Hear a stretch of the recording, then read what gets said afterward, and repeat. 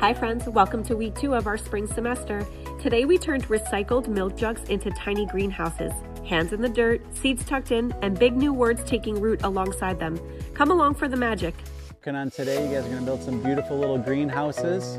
It's called a winter sowing. It's spring, but we still got a few days until the first frost clears here in Pennsylvania, so that's exciting. You're going to have the opportunity to design and paint yours, make them however you'd like, and then after lunch, we'll plant our seeds in there, and we'll create a nice little environment that you guys can put on your property at your house to attract different butterflies, flies, bees, and really support the ecosystem around you guys in your home.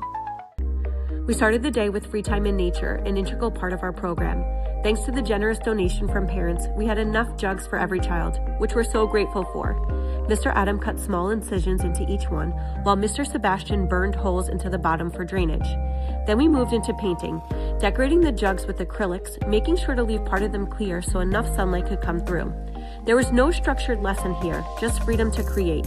Some kids painted abstract designs, others explored patterns and stripes. Some chose nature-inspired themes, and we even had a few Easter creations. As the jugs dried by the fire, the kids got to work preparing our plant medium, breaking apart coconut coir and mixing it with water. They took turns using shovels and small rakes, working together to create the perfect texture for planting. And then we moved into our nature lesson. We're gonna plant a pollinator garden in your mini greenhouse you guys painted earlier. That helps spread pollen from one flower to another, that helps then create a seed for that flower to grow and make its next generation. Vegetables you eat require a pollinator to help make sure that that happens so that the flower turns into a fruit so we can have our oranges, our bananas. On 3 specific plants today for your little baby greenhouse that you guys decorated. We're gonna plant milkweed, echinacea, and goldenrod. Now each of these is a little different. And each of these particular seeds requires something called stratification. So stratification is for a seed to be cold for a while so it knows when to wake up. It's kind of like hibernation for seeds. They need to go to sleep for a little while so they know when to wake up when it's warm enough. Why is milkweed important? What animal or what insect particularly likes to eat milkweed? It's very specific. A butterfly. Does anybody know what type of butterfly, Ivani? A monarch butterfly. The thing about milkweed, guys, is milkweed makes some really pretty flowers that do produce nectar. But milkweed is actually what we call the host plant for the monarch butterfly. As I said, the monarch butterfly eats the milkweed. So if you happen to plant your milkweed and then one day you notice there's a bunch of baby caterpillars on it chomping it away, that's what we intended it to be. That's the food for the caterpillar that then becomes the monarch butterfly. Echinacea is this super powerful plant that's been used for hundreds and hundreds of years for medicine. Some of you might have a cough drop with echinacea. Your cough syrup might have it. Maybe something else. Maybe you had a tea made from echinacea. It also has a beautiful purple flower. It can come in many other different colors too, but the one that's native to PA is the purple. It's actually a lot of little baby flower seeds on the inside. And that helps when the insects are looking at it, they see the ultraviolet light of so many different little petals that they're attracted to it. So it attracts a lot of pollinators, and bees like to have it, and it's got good nectar for them and gives them a lot of energy. Probably the best one we're gonna plant is called goldenrod. Really pretty yellow flowers. It's got a lot of yellow flowers on it. And goldenrod's important because it can support over 100 insect species for nectar, and it goes all the way late into summer, and when all the other flowers, they might, blueberries are only in springtime, and then we might get another flush of flowers of fruit trees or different native perennials.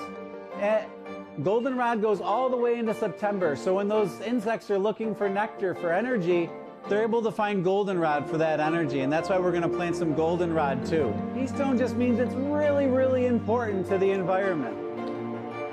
So these are 3 native plants that we're going to plant today, and we're going to briefly touch on something called invasive plants. An invasive species is something that comes in, whether it's because someone thought it had a pretty flower or maybe they wanted that type of fruit.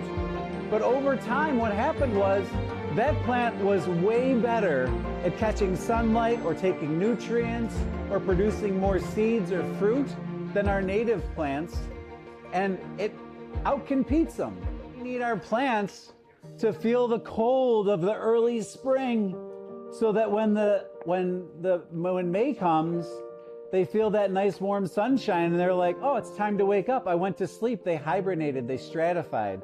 They had time to stay cold before they woke up. Over here, you're gonna poke your scissor in there, and then you're just gonna cut around. Try and match the cuts. And you just kind of go all the way around. I'll help you pour it in.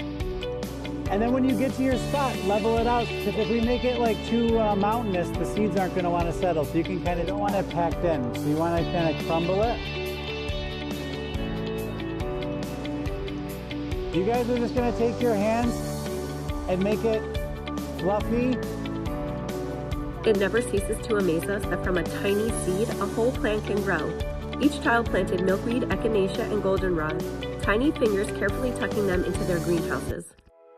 Some of you have already started, but if you'd like to label so you can easily remember it, there's some popsicle sticks. You can write the name. You can copy it directly from the sheet you have. Yeah, just it's the 3 big ones: milkweed, echinacea, and goldenrod. If you don't want to write the whole name, you can just write the first letter. M-E-N-G. All of the greenhouses turned out so great, and many of the kids even used popsicle sticks to label their seeds. We love this lesson because it helps spread pollinator plants to over 20 different homes, supporting our local ecosystem. Give it a try and let us know how it goes. As always, thank you so much for watching. Like, share, comment, and subscribe. Help us to spread the spark. And don't forget, get yourself and your kids outside.